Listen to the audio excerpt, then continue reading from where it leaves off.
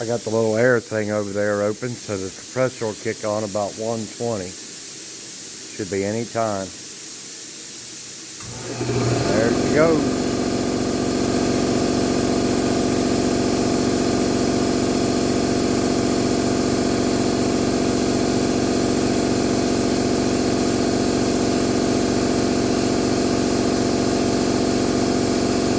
Well, I think it's gonna be fine now. Ain't sparking or anything. I believe it was just all them moss and stink bug and whatever the hell was in the motor after I blowed it out. It's been fine ever since. I even put little rubber pieces of mud flap underneath where we mounted it to the floor. Should be good now.